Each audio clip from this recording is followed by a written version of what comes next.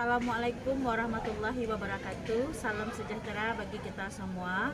Yang saya hormati dosen penguji ujian kinerja PPG dalam jabatan gelombang 1 tahun 2024. Perkenalkan, nama saya Pepi Wulandari SPDI. Saya mahasiswa PPG Daljak Win Mahmud Yunus Batu Sangkar dengan nomor peserta 130347000521. Saya seorang guru PAI dari SMA 1 Payung Sekaki, Kecamatan Payung Sekaki, Kabupaten Solo, Provinsi Sumatera Barat.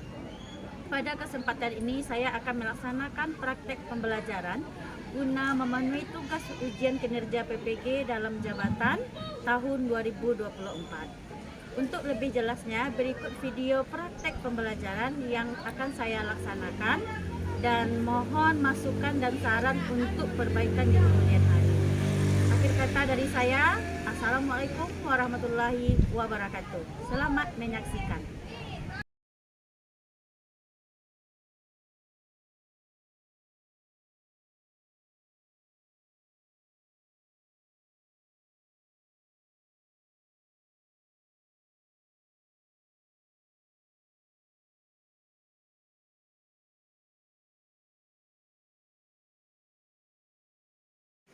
Assalamualaikum. Waalaikumsalam warahmatullahi wabarakatuh.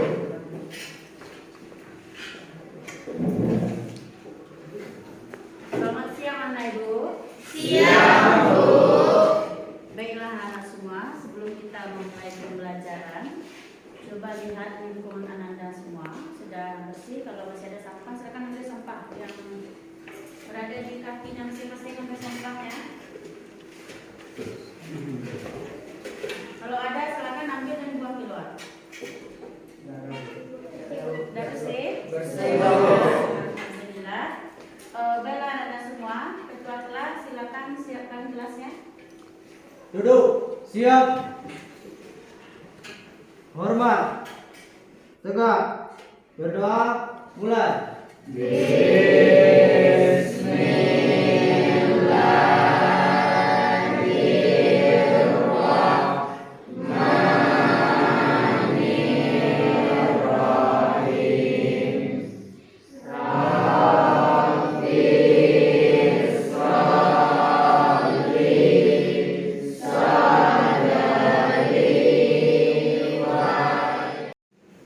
Oke, baiklah Ananda semua. Ibu akan mengambil absen dulu. Kira-kira ada yang tidak datang hari ini? Siapa dari teman kamu yang tidak datang hari ini? Jadi semua?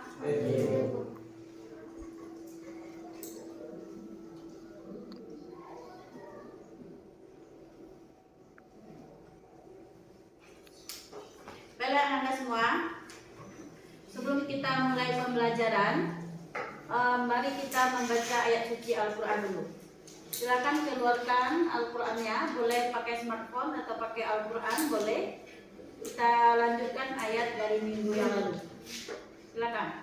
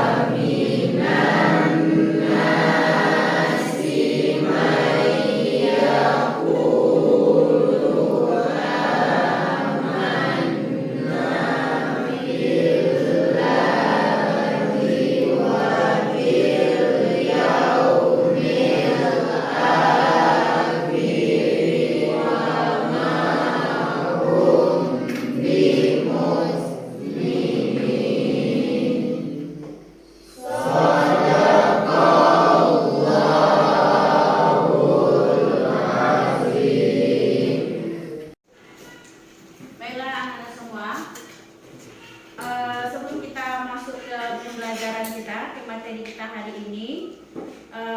Masih ingatkah kesepakatan kelas kita belajar PAI dengan Ibu? Masih. Kira-kira apa kesepakatan kelas kita kemarin? Tidak boleh keluar ketika pembelajaran PAI. Tidak boleh keluar di jam pembelajaran PAI. Kemudian tidak boleh mengerjakan apapun selain kegiatan. Nah, Ananda semua, kenapa demikian kita laksanakan kesepakatan kelas supaya Ananda paham dan memperhatikan pembelajaran yang akan Ibu berikan kepada Ananda. Jadi Ananda fokus sehingga pembelajaran berjalan dengan baik. Jadi Ibu bisa melihat Ananda mana yang sudah paham, mana yang tidak paham, mana yang mengerti dan mana yang belum mengerti. Nanti akan kita diskusikan dan Ibu sampaikan materi sejauh mana yang Ananda pahami. Kira-kira sudah paham? Sudah. Oke, itu tujuan kita melaksanakan kesepakatan kelas. Kita mulai briefing kita, simpan pulpennya, simpan bukunya, kita melaksanakan SBK. Semangat siang.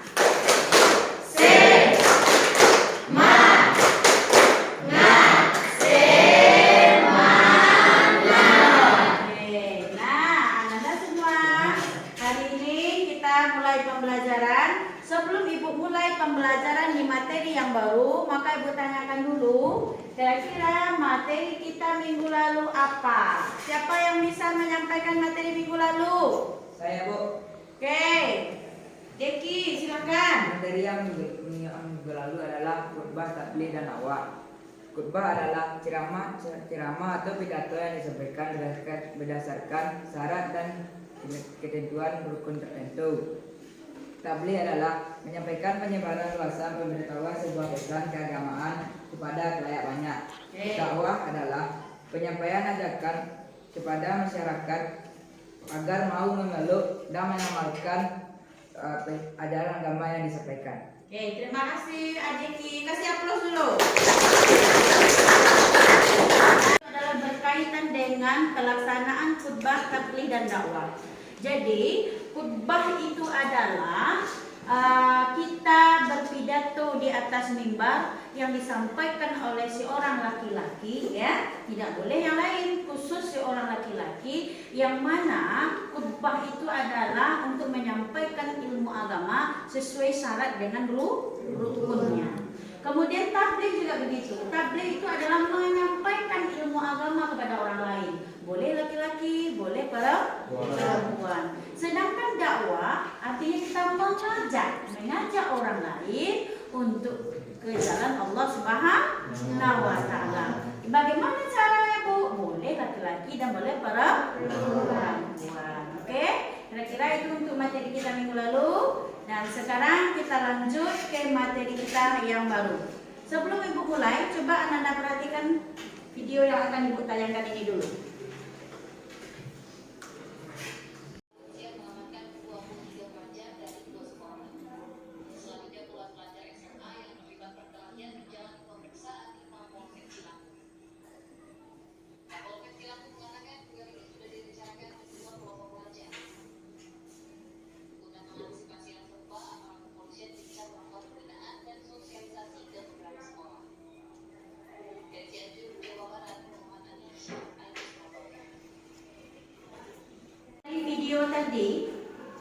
Dari video yang Ibu tayangkan tadi, kira-kira ada yang bisa menyampaikan apa dari maksud video tadi atau apa pemahaman Ananda tentang video yang Ibu tayangkan tadi? Silakan, Kaila. Dari yang video yang Ibu tayangkan tadi, menurut pemahaman Kaila itu adalah sesuatu hal yang terjadi seperti perkelahian remaja yang biasanya disebabkan oleh beberapa faktor. Yang pertama karena salah pergaulan antara pertemanan, yang kedua karena kurangnya kasih sayang dari orang tua, dan ketiga karena kurangnya dukungan atau motivasi dari orang-orang sekitar, Bu. Oke, terima kasih Kaila. Kasih aplaus untuk Kaila dulu. Baik sekali. Jadi dari video yang Ibu tayangkan tadi sudah disimpulkan oleh Kaila. Kaila sudah bisa menyampaikan bahwasanya dari video tadi adalah itu merupakan tentang perkelahian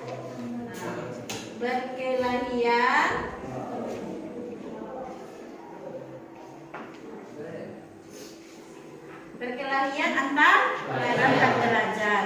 Apa yang menyebabkan perkelahian antar pelajar? Seperti yang disampaikan oleh teman kamu tadi, kurangnya dari pergaulan. Jadi adanya pergaulan yang tidak baik, kemudian adanya bimbingan dari orang tua yang kurang bagus, didikan secara agama yang kurang baik, sehingga membuat seorang anak itu temperamen. Jadi dia tidak tahu arah, bagaimana dia berada di luar rumah, dan bagaimana caranya dia beradaptasi dengan orang lain, dan bagaimana caranya menghargai orang lain. Ya, jadi yang sekiranya terjadi perkelahian antar pelajar itu, yang mana mereka hanya mengemukakan emosional saja, tidak mampu mengimbangi dengan keimanan. Maka dari itu anak-anak semua, kita belajar hari ini tentang perkelahian antar pelajar. Bagaimana menurut Islam, bolehkah atau tidak, dan apa akibatnya. Kemudian nanti kita lagi belajar tentang yang kedua tentang miras. Terus apa lagi? Yang ketiga narkoba. Yang membuat perkelahian antar pelajar itu terjadi bisa dipicu oleh kecanduan miras, jadi menghilangkan akal sehat. Kemudian narkoba. Miras dan narkoba ini akan menimbulkan efek yang tidak baik bagi remaja, sehingga mereka menjadi temperamen. Jadi bagaimanakah Islam memandangnya? Nah, coba perhatikan ini tentang bagaimana cara menghindari perkelahian antar pelajar.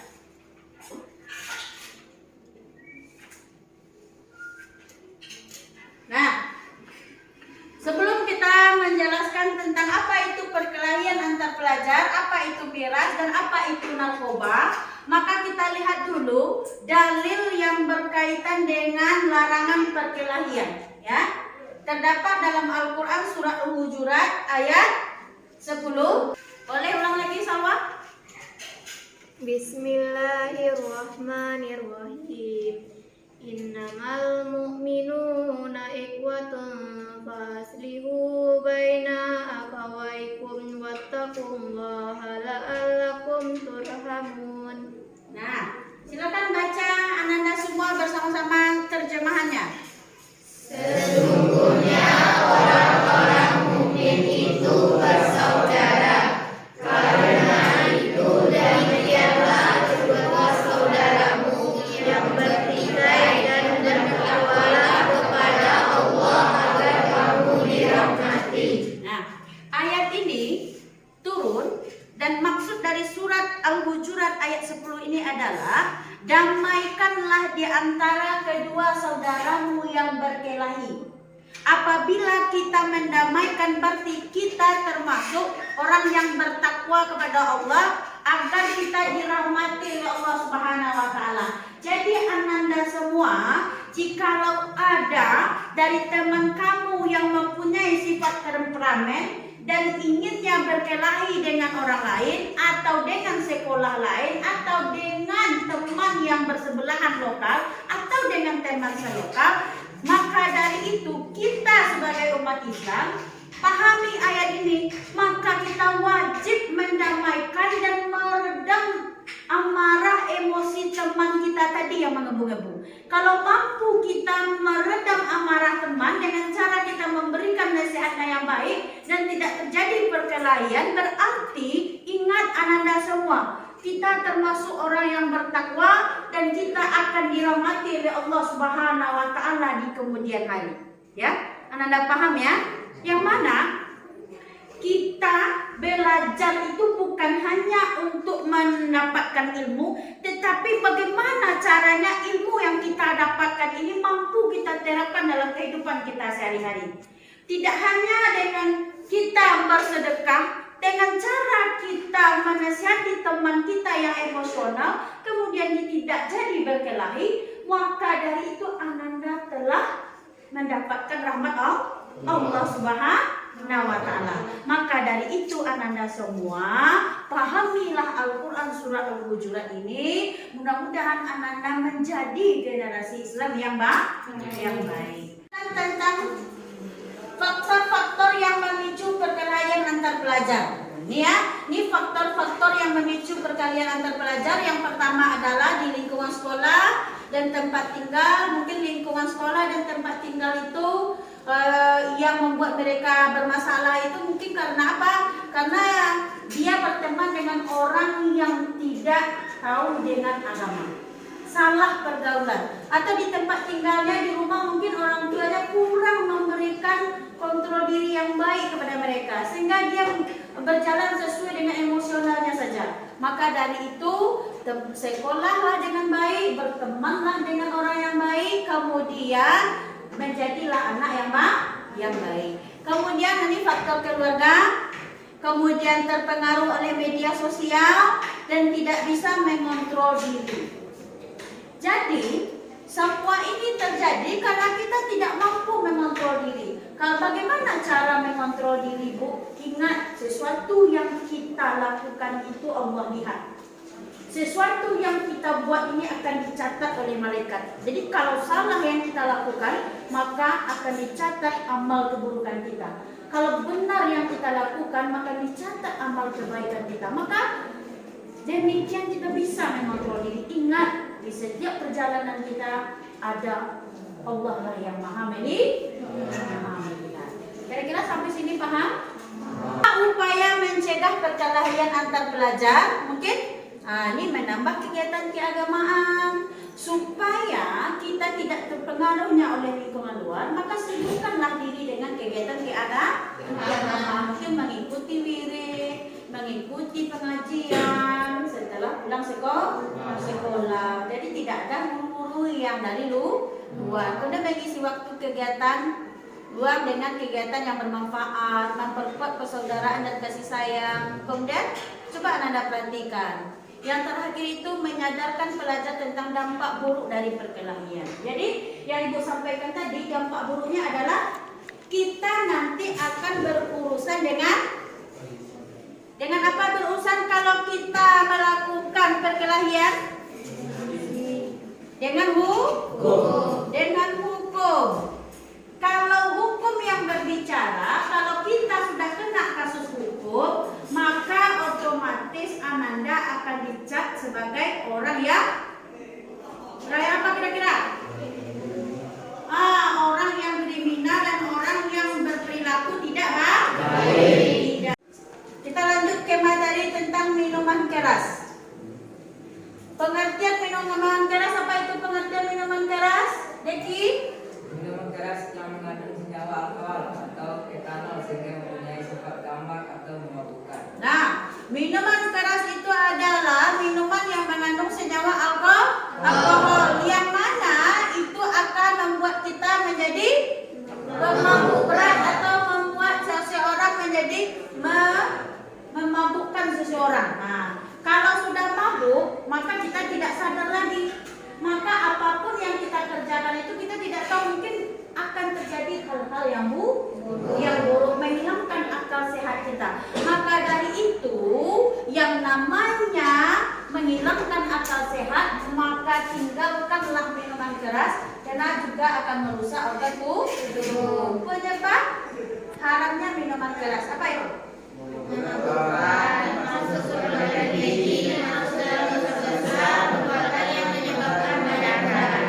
Di dalam Islam, kalau sudah banyak mudaratnya, maka tinggalkanlah, jangan dikerjakan. Kalau masih tetap kita kerjakan, kita termasuk adalah orang-orang yang merugi. Materi kita yang ketiga, C, yaitu tentang narkoba. Apa yang dimaksud dengan narkoba, Azamatul? Narkoba singkatan dari narkotika, psikotropika, dan obat terlarang. Narkoba merupakan zat yang dimasukkan ke dalam tubuh seseorang dengan berbagai cara dan menimbulkan efek halusinasi, menurunnya kesadaran, dan timbulnya daya rangsang.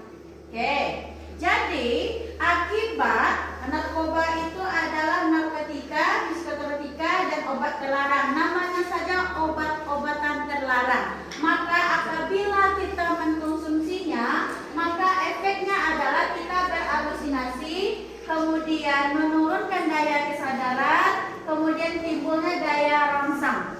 Mungkin dari segi nafsu, ya, nanti tidak terkontrol sehingga terjadinya pelecehan antara lawan jenis. Maka dari itu, ini juga banyak mudaratnya. Maka dari itu anak-anak semua tinggalkanlah yang namanya narkoba.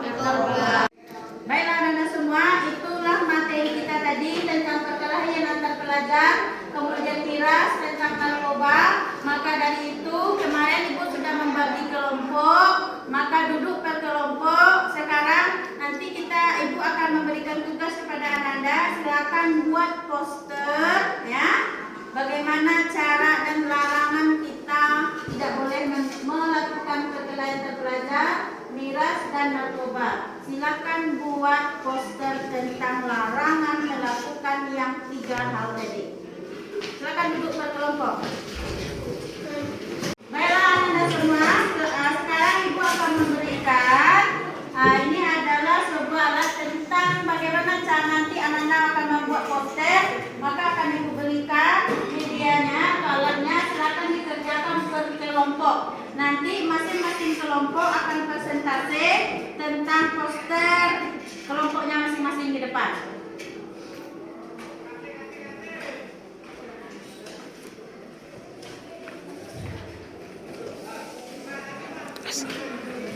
Silakan kerja sama kelompok.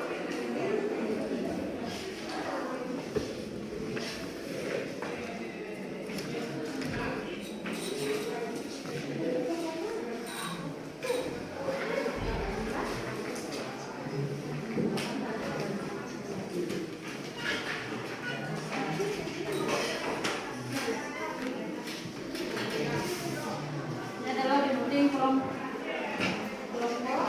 Baik.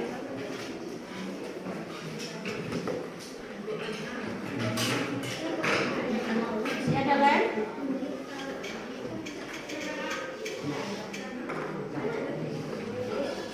Oke, silakan. Kerjakan. Yang lain mungkin boleh.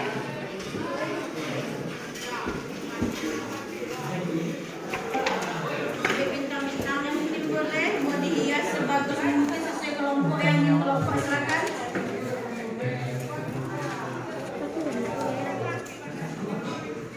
Silakan bikin poster bagaimana larangan supaya bikin poster bagaimana caranya menghindari perkelahian antar pelajar. Kemudian miras dan narkoba.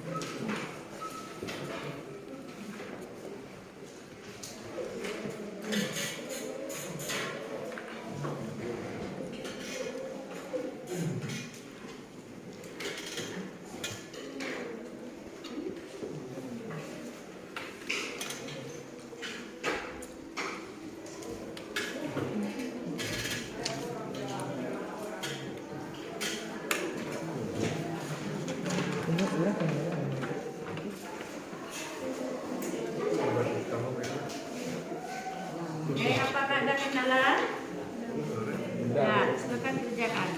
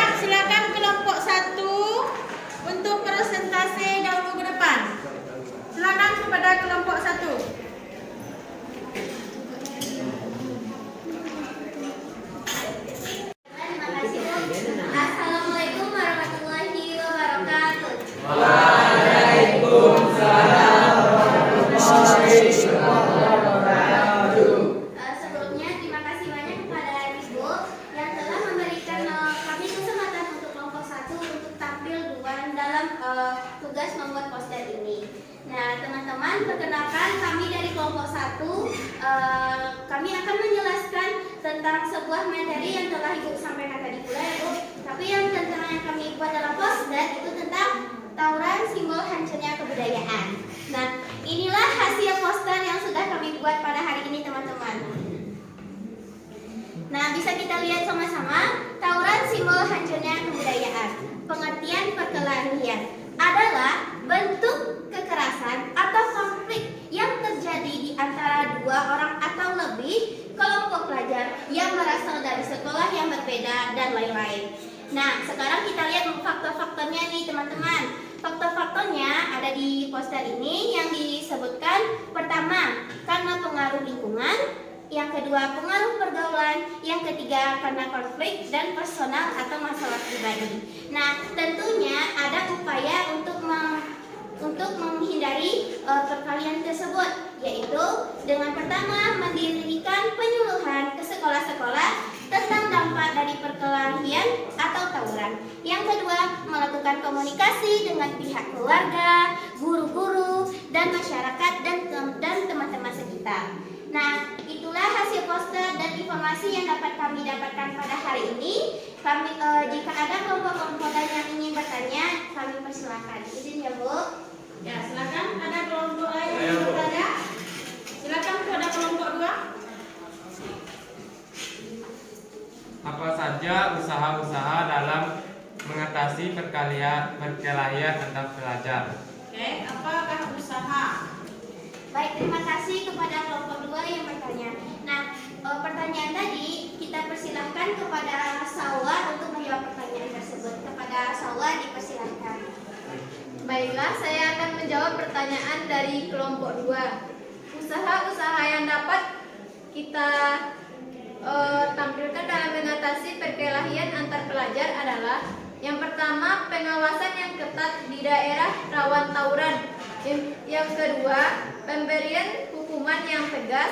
Yang ketiga, kolaborasi belajar antar sekolah. Yang keempat, penyuluhan kepada sekolah-sekolah yang rawan tawuran. Yang kelima, pendirian pos keamanan siswa. Yang keenam, sosialisasi. Yang ketujuh, pemahaman dampak tawuran. Baiklah, itu yang dapat kami simpulkan dari usaha-usaha dalam perkelahian antar pelajar. Nah, itulah jawaban yang dapat disampaikan oleh Salwa. Bagaimana pendapat dari kelompok 2? Apakah sudah puas dengan jawaban tersebut? Baiklah, kelompok kami sudah puas. Oke. Terima kasih. Kasih aplaus dulu untuk kelompok 1. Oke, yang mana poster yang dibuat oleh kelompok 1 yang mana tawuran simbol hancurnya kebudayaan. Ini adalah yang mereka beri judul dan yang mereka sampaikan bahwasanya mereka memampangkan bahwasanya tawuran itu tidak boleh, yang mana tawuran itu adalah akan menghancurkan tentang kebudayaan dan diri kita sendiri. Maka dari itu kasih aplaus dulu untuk kelompok 1. Cukup menarik sekali dan cukup bagus sekali poster yang mereka buat. Mudah-mudahan dari inti yang mereka sampaikan ini adalah bahwasanya hindarilah perkelahian, karena perkelahian itu adalah simbolnya kehancuran. Silakan kembali ke tempat untuk kelompok 1. Maka dari itu kita akan simpulkan materi kita pada pertemuan kali ini. Kira-kira siapa Anda yang bisa menyimpulkan materi kita? Oke, silakan si Salwa. Dari pembelajaran kita pada hari ini dapat kita ambil kesimpulan bahwa sesuatu yang dilarang oleh Allah Subhanahu wa taala itu tidak boleh dilakukan. Seperti halnya perkelahian antar pelajar, miras dan narkoba.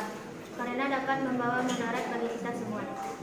Terima kasih Salwa yang telah menyimpulkan materi kita pada pertemuan kali ini. Kasih aplaus dulu. Nah, sebelum kita tutup materi kita ini, maka Anda semua pahami di rumah materi kita ini. Kemudian untuk materi kita yang akan berikutnya adalah tentang teori masuknya Islam ke Indonesia. Silakan Anda pahami di rumah. Minggu depan kita akan masuk ke materi apa tadi? Teori masuknya Islam ke Indonesia. Oke. Nah, sebelum kita tutup pembelajaran kita semua buku simpan, pulpennya disimpan. Nah, semangat siang.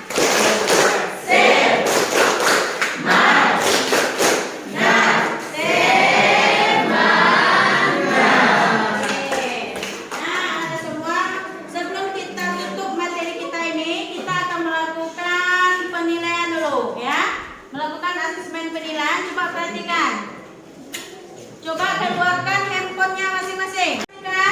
Silakan masukkan kode ini ke handphonenya masing-masing. Karena sebentar lagi kuisnya akan dimulai. Langsung masuk dan kita mulai. Silakan udah semua? Sudah? Kalau sudah kita mulai. Sudah? Sudah semua?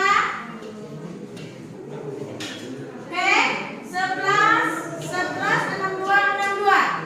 Udah ya? Udah, kita mulai. Oke, silakan go.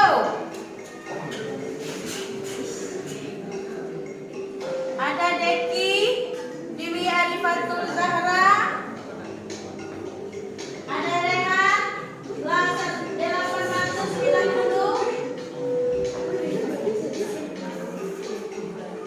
Oke, naik lagi Dewi Arifatul Zahra, Deki, 890. Oke, jadi kejar lagi oleh Rehan.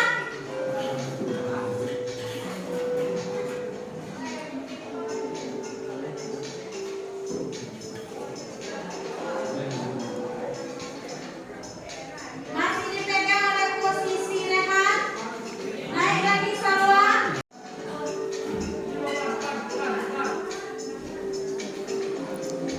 Oke, Dewi Arifatul.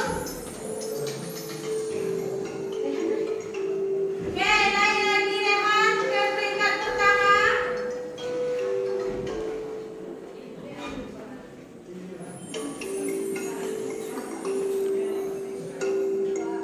Ada keempat, Deki naik ke peringkat ketiga. Masih berjalan, masih kejar-kejaran.